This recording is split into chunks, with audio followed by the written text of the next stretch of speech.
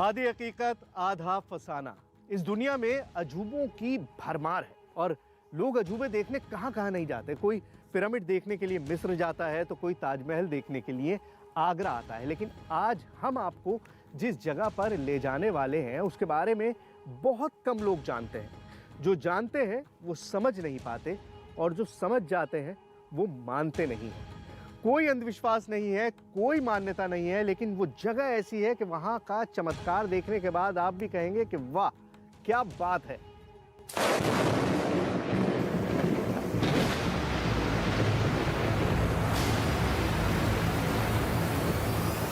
आसमान से बिजली गिरती है,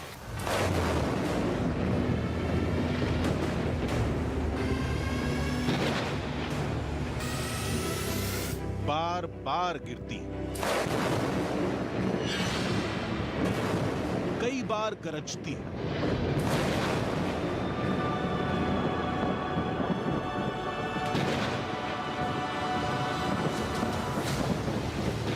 लेकिन एक ही जगह पर बिजली कितनी बार गिर सकती है? 10 बार, 20 बार, 40 बार?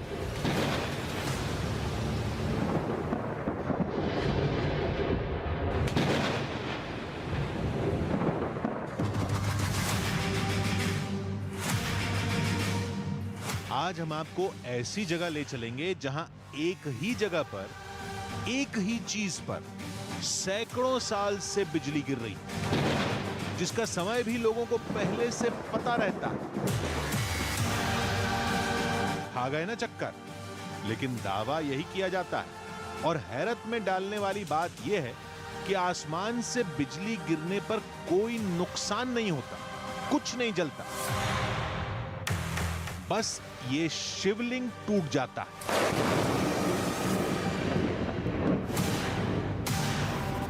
अभी तो ये शुरुआत है। एक और बड़ा रहस्य है। गेहूं के दाने तो आपने देखे ही होंगे, भूरे रंग के छोटे छोटे होते हैं। क्या किसी ने अनार के आकार जितना गेहूं का दाना देखा है, वो भी काले रंग का? बहुत अजीब सी दुनिया है। फंसा देने वाले कई रहस्य हैं जो इंसान के दिमाग को घुमा कर रख देते हैं। आधी हकीकत आधा फसाना की टीम आज आपको हिमालय की उस चोटी पर ले जाएगी जहां सैकड़ों साल से रहस्य की इन पहेलियों ने लोगों को उलझा रखा है।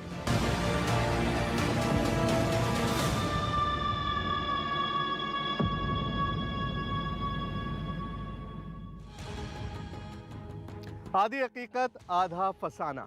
आसमान से बिजली गिरना कोई बड़ी बात नहीं है। हम तो ये कहते हैं कि एक ही जगह पर बार बार बिजली गिरना भी कोई अद्भुत बात नहीं है। लेकिन कोई ये कहे कि एक ही जगह पर एक तय वक्त पर सैकड़ों सालों से, जी हाँ, कई युगों से बिजली एक ही जगह गिर रही है, तो आप क्या कहेंगे? जाहिर सी बात है, ये सुनकर कोई भी चौंकेगा। हालांकि वो रहस्यमयी जगह एक पहाड़ की चोटी पर है। वहां तो बिजली गिरना पूरी तरह से नेचुरल है, लेकिन एक ही जगह पर और वो भी तय वक्त में, ये कैसे संभव है? दावे के मुताबिक वो जगह महादेव का मंदिर है और वो चीज जिस पर बिजली गिरती है एक शिवलिंग है। जहां भी बिजली गिरती है वहां तबाही मच जाती है, सब कुछ खाक हो जाता है, लेकिन वहां सिर्फ शिवलिंग टूटता है ना चौंकाने वाली बात? चलिए चलकर देखते हैं।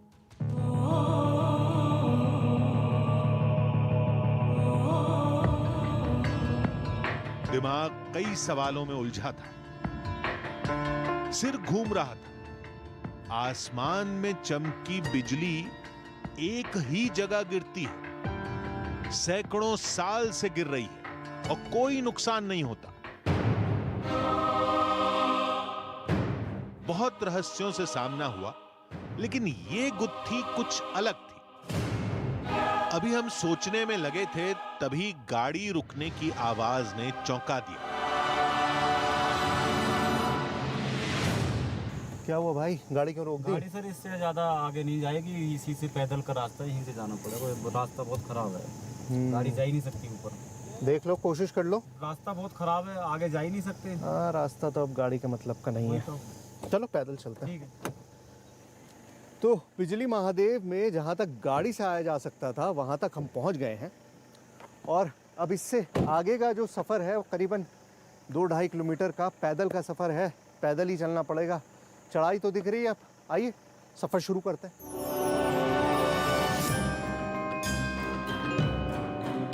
कच्चे रास्ते पर कदम आगे बढ़े, लेकिन उस जगह के रहस्य को लेकर सवाल उठने बंद नहीं हुए। जो दावा हमने सुना था, क्या वो वाकई सच है? बिजली गिरने का यह सिलसिला कितना पुराना है? देखते हैं क्या होता है। घाटियों के संकरे रास्ते पर बहुत संभल कर चलना पड़ रहा था।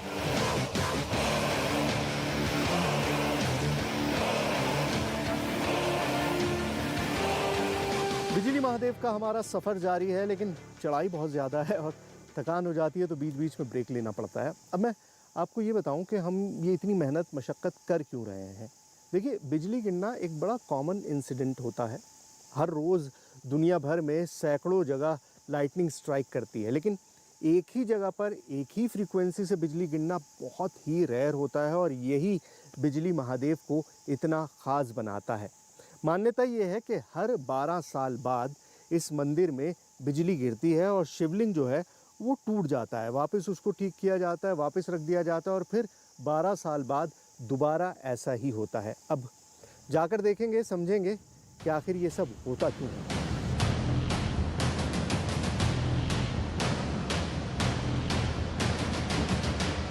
आगे बढ़ते ही जंगल घना होने लगा। चढ़ाई खतरनाक थी। किसी भी चूक की सजा देने के लिए पीछे खाई का मुंह खुला हुआ था।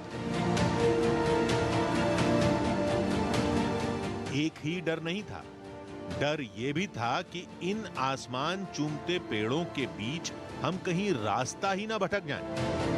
हर मोड़ एक जैसा लग रहा था। तभी बदलते मौसम ने रोंगटे खड़े कर दिए।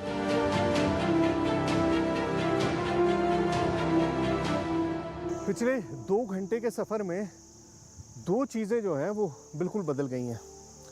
पहला तो ये कि जो टोपोग्राफी है वो चेंज हो गई है। जब हमने चढ़ना शुरू किया था तो जंगल इतना घना नहीं था, लेकिन अब जंगल बहुत ज़्यादा घना है। और दूसरा, मौसम बिल्कुल बदल चुका है। जिस वक्त मैंने चढ़ाई शुरू की थी धूप थी, अब आप अंदाज़ा लगाइए कि कितनी तेज़ हवा चल रही है।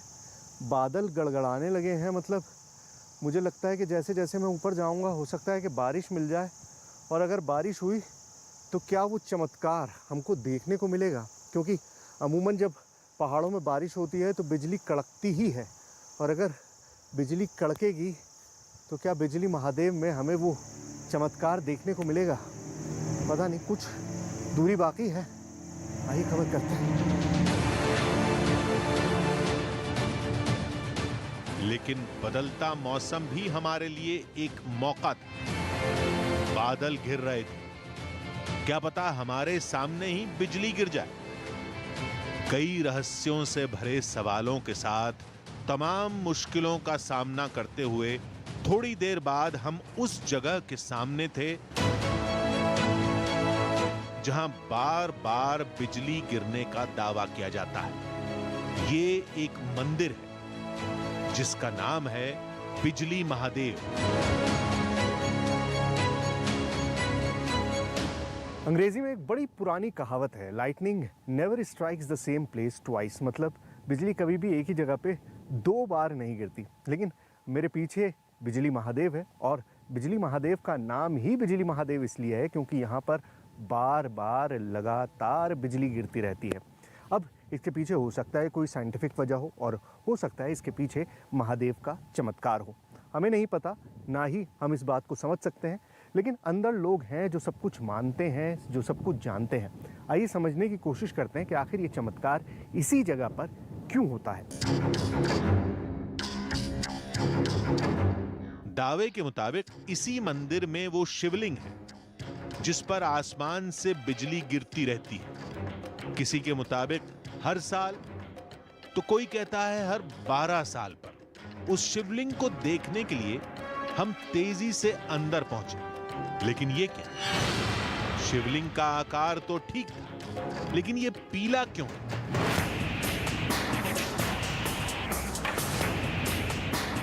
इस सवाल का जवाब तो मंदिर के पुजारी ही देंगे, लेकिन शिवलिंग के आसपास बिजली गिरने का कोई निशान नहीं था।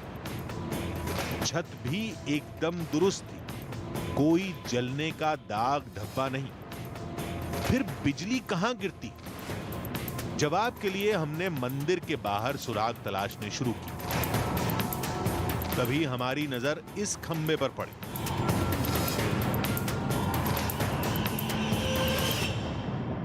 देखिए, जहाँ पर भी बिजली गिरने की ज़्यादा इंसिडेंट्स होते हैं वहाँ पर एक डिस्चार्ज पोल लगा दिया जाता है जिसके सहारे बिजली को ज़मीन में डिस्चार्ज किया जा सके। बिजली महादेव में भी एक इतना बड़ा ये पोल लगा हुआ है। इसकी हाइट मेरे ख्याल से कुछ नहीं तो 50 फीट से भी ज़्यादा होगी, 50-60 फीट से भी ज़्यादा होगी इनफैक्ट हाइट।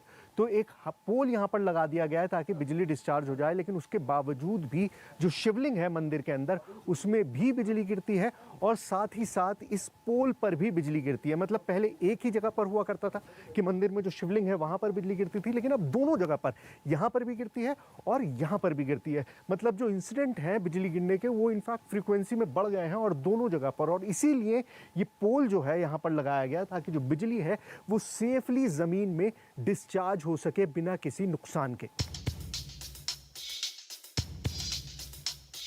इस जगह पर बिजली गिरती है, इसका सबूत हमारे सामने था। बगल में जला हुआ खंबा भी इसकी पुष्टि करता है। लेकिन कहानी तो शिवलिंग के साथ जुड़ी है और वहां कोई निशान नहीं मिला। यह जगह बहुत ऊंची है। बिजली गिरने की वजह तो यही है, लेकिन उस शिवलिंग पर ही क्यों और इसी जगह पर क्यों? देश में और भी कई शिवलिंग हैं। देखिए, कुल्लू की ये घाटी देखकर आपको अंदाजा हो गया होगा कि हम अब किस हाइट पर पहुंच चुके हैं। हम बिजली महादेव पहुंच गए हैं बहुत ऊंची चढ़ाई के बाद। अब दो चीज़ें तो बहुत क्लियर हैं जब आप यहाँ पहुँचते हैं। पहली चीज़ तो ये कि बहुत ऊंचाई पर है और दूसरी चीज़ ये कि एक प्लेटू है, मतलब पूरे पहाड़ के ऊपर जब आप चढ़ जाते हैं तो ये बिल्कुल पहाड़ का टॉप है। और ये दोनों कंडीशंस वो हैं जहाँ पर इलेक्ट्रिसिटी डिस्चार्ज, मतलब लाइटनिंग जो है आसमान से, वो अमूमन होती है। तो ये चीज़ तो क्लियर है कि कंडीशंस बिल्कुल फेवरेबल हैं, लेकिन एक ही जगह पर बार बार क्यों होती हैं ये समझना बहुत मुश्किल है।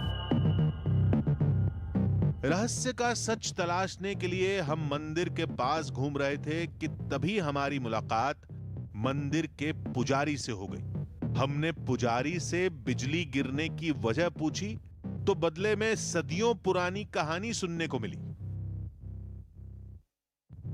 बाबा जी स्वयंभू है जी। हाँ, सतयुग से यहाँ जलंधरासुर का वध हुआ था।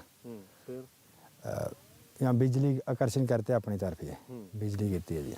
तो बिजली क्यों गिरती है यहाँ पर? बिजली उनकी पत्नी थी जी वृंदा, वो सतीव्रता थी। उस जलंधरासुर को मारना मुश्किल हो गया था क्योंकि वो पतिव्रता थी, उनके साथ छल हुआ था।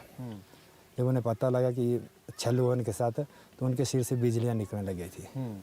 तो उन बिजलियाँ जो समय से पहले प्रलय कर रहे थे तो भगवान ने वो बिजली के ऊपर ले ली थी।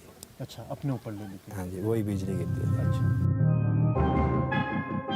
अभी कई सवालों के जवाब हासिल करने थे, जिसके लिए हमारी टीम पुजारी के साथ मंदिर के अंदर शिवलिंग के पास पहुंची। हम समझना चाहते थे कि जब बिजली गिरती है तो यहां क्या होता है। पुजारी जी मुझे बताइए कि अब जैसे ये मुझे दिखाई दे रहा है कि छत तो कवर्ड है, ढका हुआ है, तो फिर शिवलिंग पर किस तरह से बिजली आ जाती है? इसको तोड़ देती है जी। अच्छा, ये जो छत बनी हुई है ये टूट जाती है? अच्छा, ऊपर से गिरती है तो तोड़ देती है जी। बाहर ध्वजा से गिरती है तो फिर दरवाजे से आती है जी। अच्छा, मतलब जब ध्वजा पे गिरती है फिर तो दरवाजे से अंदर आ जाती है। अच्छा, ऊपर से गिरेगी तो इसको तोड़ देगी। अच्छा, ऊपर से गिरती है तो छत पे गिरती है। अच्छा, छत पे गिरती है तो फिर शिवलिंग जो है वो खंडित हो जाता है। अच्छा, शिवलिंग का साइज बहुत बड़ा है। हाँ जी, मक्खन के है बाबा जी। अच्छा, मक्खन के बाबा जी मतलब? मक्खन के ही है शिवलिंग जी ये। अच्छा, ये शिवलिंग मक्खन का बना हुआ है। हाँ जी, मक्खन। अच्छा,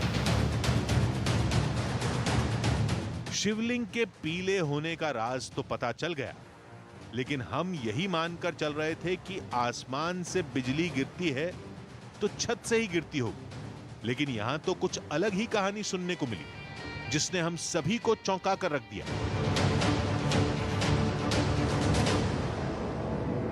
आप ये बता रहे हैं कि जो दरवाजा है, इस दरवाजे से भी बिजली आ जाती है? हाँ जी, जो ध्वजा के ऊपर गिरती है स्तंभ के ऊपर बाहर, तो फिर इधर से अच्छा, आती है। ये जो स्तंभ है, अब स्तंभ तो यहाँ से करीबन करीबन कुछ नहीं तो 15-20 फुट दूर है। हाँ जी, हाँ, तब भी बिजली इतने ताकत से अंदर आ जाती और है? बहुत फोर्स से आते थी। अच्छा, अब जो कहानी हमें सुनाई गई उसे समझने की कोशिश करते हैं। बहुत ही हैरत अंगेज तस्वीर बनती है। शिवलिंग से खंबे की दूरी लगभग 15 से 20 फीट। दावे के मुताबिक बिजली छत को फाड़कर अंदर गिरती या खंबे पर गिरकर दरवाजे के रास्ते अंदर जाती। यानी बिजली खंबे पर गिरकर खत्म नहीं होती, बल्कि दरवाजे से दाखिल होकर शिवलिंग के टुकड़े टुकड़े कर देती।